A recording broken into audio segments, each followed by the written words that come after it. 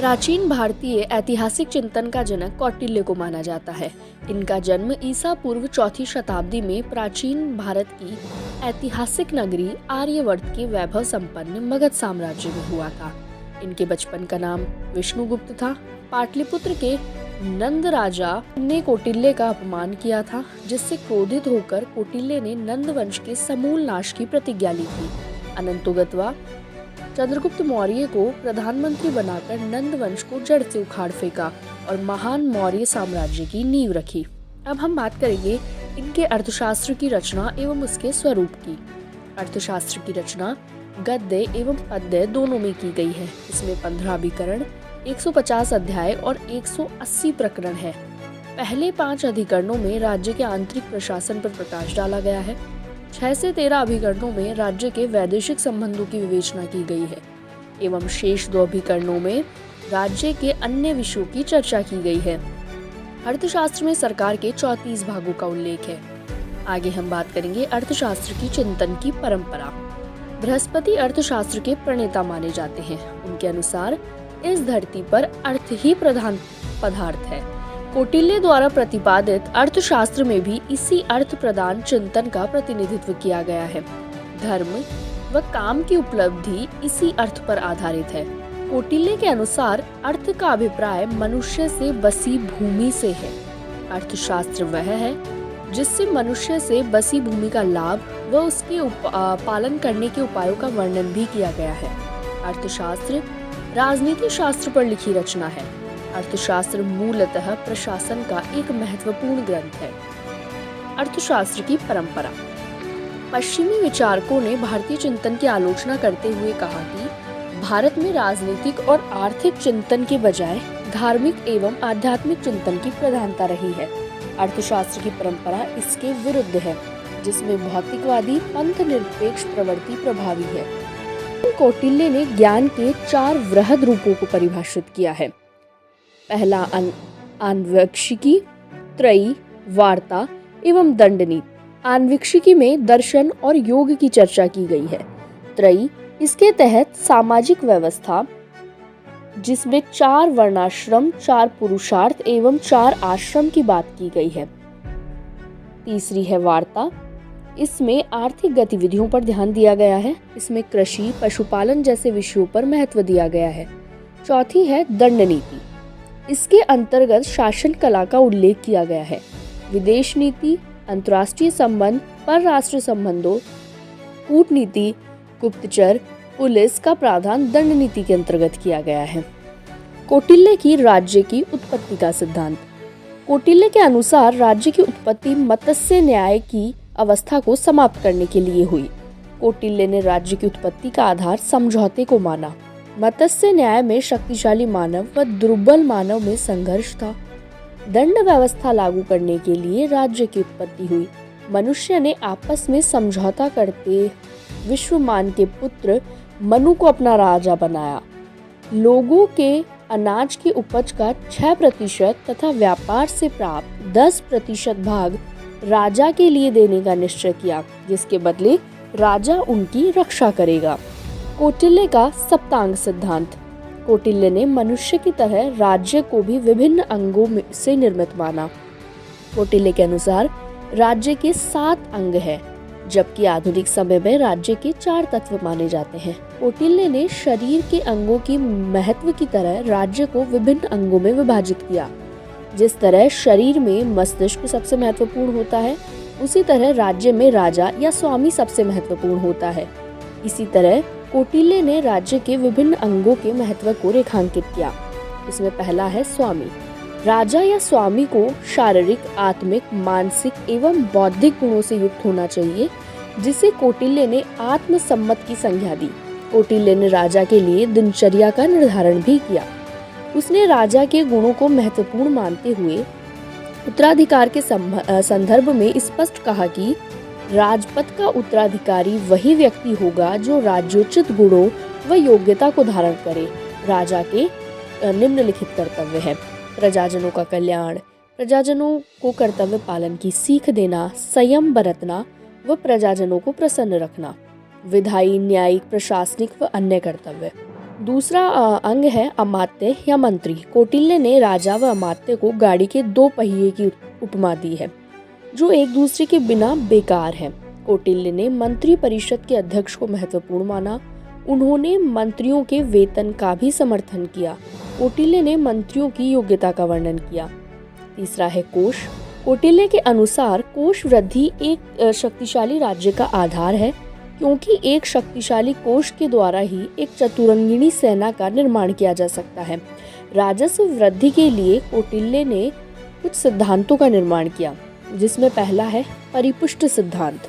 कौटिल्य के अनुसार धन की प्राप्ति उद्योगों पर कर रोपण द्वारा ही होती है, लेकिन शैशव काल या आरंभिक काल में ही कर नहीं लगाना चाहिए, बल्कि उनके संपूर्ण विकास पर करारोपण होना चाहिए। दूसरा है दुर्लभ्य का सिद्धांत। कौटिल्य के अनुसार ऐसी दुर्लभ सामग्री जो राज्य के लिए अत्यधिक उपयोगी हो, उसे कर मुक्त रखना चाहिए। तीसरा है कर मुक्ति का सिद्धांत। कौटिल्य के अनुसार जीवन में ऐसे विशेष कारण होते हैं जिनके अत्यधिक महत्व के कारण कर मुक्त रखना चाहिए, जैसे विशेष संस्कार, व्रत, यज्ञ एवं दान आदि को कर से मुक्त रखना चाहिए। चौथा अंग है दंड। प्राचीन भारतीय चिंतन को दंड नीति भी कहा गया है। अपराध के अनुसार दंड दिया जाना चाहिए तथा गर्भवती स्त्रियों को दंडित नहीं किया जाना चाहिए। वर्ण व्यवस्था के अनुसार दंड देने की व्यवस्था की, अर्थात एक ही अपराध के लिए कौटिल्य ने ऊंचे व्यक्ति को कम दंड देने का समर्थन किया। कौटिल्य ने दैहिक, कायिक व आर्थिक दंड का समर्थन किया। दंड के अंतर्गत सेना को भी शामिल किया गया। इसके अंतर्गत हाथी, घोड़े, रथ, पैदल, चतुरंगिणी सेनाएं आती है। राज्य का पांचवा तत्व है दुर्ग। कौटिल्य के सप्तांग सिद्धांत में दुर्ग का आशय राज्य की राजधानी है। दुर्ग को शासन के 4 समान भागों में विभक्त किया गया था।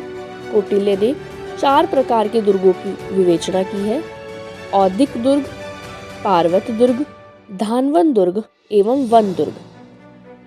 औदिक दुर्ग जो पानी से घिरा हुआ दुर्ग हो, पार्वत दुर्ग जो पर्वत श्रेणियों से घिरा हुआ दुर्ग हो, धानवन दुर्ग जो मरुस्थल प्रदेश में स्थित हो एवं चौथा वन दुर्ग जो बीहड़ जंगल क्षेत्रों में स्थित हो। प्रत्येक भाग का नियंत्रण नागरिक नामक अधिकारी करता था। राज्य का छठा अंग है जनपद। कौटिल्य के अनुसार जनपद प्रशासन की एक इकाई थी। जनपद की सबसे छोटी इकाई ग्राम है। 10 गांवों को मिलाकर संग्रहण नामक बड़ा गांव, 200 गांवों को मिलाकर खारवटिक नामक नगर विशेष, 400 गांवों के मध्य द्रोणमुख एवं 800 गांवों के मध्य स्थानीय निगम नामक नगर बसाना चाहिए। ग्राम की शासन व्यवस्था के संचालन हेतु ग्रामिक नामक अधिकारी की नियुक्ति होती थी। सीमा विवाद की स्थिति में समाधान पंचग्रामिक नामक अधिकारी करता था। राज्य का 7वां एवं महत्वपूर्ण अंग है मित्र। कौटिल्य के अनुसार राज्य की उन्नति के लिए एवं विपत्ति के समय राज्य की सहायता के लिए मित्रों का होना आवश्यक होता है। अब हम बात करते हैं कौटिल्य के सिद्धांत के अंतर्राष्ट्रीय पक्ष की। मंडल सिद्धांत। अर्थशास्त्र के 6ठे अधिकरण के दूसरे अध्याय में कौटिल्य ने मंडल सिद्धांत का वर्णन किया है। मंडल का अर्थ है राज्यों का वृत्त। इसमें कुल मिलाकर 12 राज्य होते हैं। कौटिल्य के अनुसार अपने राज्य की विस्तार की इच्छा रखने वाला राजा विजिगीषु कहलाता है एवं भौगोलिक दृष्टि से इसका स्थान मंडल के मध्य में होता है। विजिगीषु के सामने लगा हुआ राज्य उसका शत्रु होता है, इसलिए वह अरि कहलाता है। अरि के सामने वाला राज्य मित्र कहलाता है, क्योंकि विजिगीषु का उसके साथ मैत्रीपूर्ण संबंध होता है।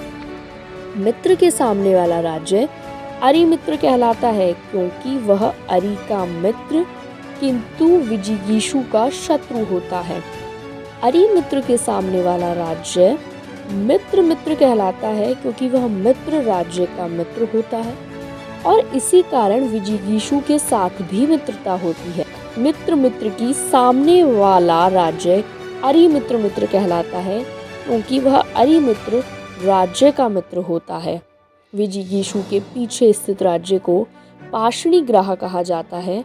यह भी अरि की तरह विजिगीषु का शत्रु होता है। पाणिग्राह के पीछे जो राज्य होता है उसे आक्रंदा कहा जाता है। यह विजिगीषु का मित्र होता है। आक्रंदा के पीछे स्थित राज्य को पाषाणीहासार कहा जाता है क्योंकि वह पाषाणीग्राह का मित्र होता है। पाषाणीग्रहासार के पीछे स्थित राज्य को आक्रांतासार कहा जाता है क्योंकि वह आक्रंदा का मित्र होता है। विजिगीषु और अरि राज्यों की सीमाओं से लगे राज्य को माध्यमा राज्य कहा जाता है। यह राज्य अधिक शक्तिशाली होता है। विजिगीषु और उसके शत्रु के मध्य कहीं भी स्थित राज्य को उदासीन राज्य कहा जाता है। युद्ध के समय यह पूर्णतः तटस्थ रहता है और शक्ति की दृष्टि से विजिगीषु, अरि और मध्यमा तीनों से अधिक शक्तिशाली होता है। कौटिल्य की 6 नीतियां। कौटिल्य ने अंतर्राष्ट्रीय राजनीति के विश्लेषण में यथार्थवाद को मुख्य माना। राज्य की सुरक्षा व शक्ति में वृद्धि के लिए उसने निम्नलिखित 6 नीतियों का वर्णन किया। पहली है संधि, 2 राज्यों में परस्पर संबंध स्थापित करना। विग्रह, एक दूसरे की बुराई में संलग्न होना। यान, आक्रमण करना। आसन, विशेष परिस्थिति की प्रार्थना में मौन बैठना। संश्रय, दूसरे के आश्रय में स्वयं को समर्पण कर देना। द्वेधी भाव, एक राज्य की दूसरे राज्य के साथ संधि। कौटिल्य के 4 उपाय: साम, दाम, दंड और भेद। साम अर्थात शांति या समझा बुझाकर काम निकालना। दाम, धन देकर राज्यों को अपने पक्ष में करना। दंड अर्थात किसी राज्य के विरुद्ध बल प्रयोग करना या आक्रमण करना। भेद अर्थात मित्र राज्यों या दूसरे राज्यों में फूट डालना। कौटिल्य ने दंड को अंतिम प्राथमिकता प्रदान की। कौटिल्य के सामाजिक विचार। कौटिल्य ने मनु के समान वर्ण व्यवस्था का समर्थन किया है। कौटिल्य की वर्ण व्यवस्था मनु की तुलना में उदार है क्योंकि उसने वर्णों के कार्यों के स्थानांतरण की चर्चा की है। कौटिल्य ने पहली बार स्पष्ट रूप में महिलाओं को राज्य के उत्तराधिकार देने का समर्थन किया है। अर्थशास्त्र के प्रशासनिक विचार। कौटिल्य ने प्रशासनिक विभागों की संख्या 18 बताई है। कौटिल्य ने विधि व्यवस्था व नागरिक सुरक्षा के लिए राज्यों को 2 भागों में विभक्त किया। पहला दुर्ग व दूसरा जनपद। न्याय प्रशासन का उल्लेख करते हुए उसने विधि के 4 आधारों का वर्णन किया है: धर्म, व्यवहार, चरित्र एवं राज्य शासन। कौटिल्य ने शासन संरचना के अंतर्गत गुप्तचरों को विशद महत्व दिया है। कौटिल्य ने 9 प्रकार के गुप्तचरों का वर्णन किया है। कौटिल्य ने अर्थशास्त्र में 4 विद्याओं का उल्लेख किया है: आन्वीक्षिकी यानी आध्यात्म या दर्शन, त्रयी यानी धर्म अधर्म या वेदों का ज्ञान, वार्ता यानी कृषि पशुपालन तथा वाणिज्य विद्या, दंड नीति यानी शासन कला व राज्य विद्या। कौटिल्य के काल में रूपदर्शक एक ऐसा अधिकारी था जो मुद्रा की जांच पड़ताल के लिए उत्तरदायी था। कौटिल्य ने राजा को दिनचर्या में दिन व रात को 8-8 भागों में विभाजित किया, जिसमें प्रत्येक भाग 1.5 घंटे का होगा। कौटिल्य के अनुसार राजा में 4 प्रकार के गुण होने चाहिए: अभिगामिक गुण, प्रज्ञा गुण, उत्साह गुण, आत्मसम्मत गुण। कौटिल्य ने अर्थशास्त्र में 4 प्रकार के न्यायालयों का विवरण दिया है: जनपद संधि न्यायालय, संग्रहण न्यायालय, द्रोणमुख न्यायालय एवं स्थानीय न्यायालय।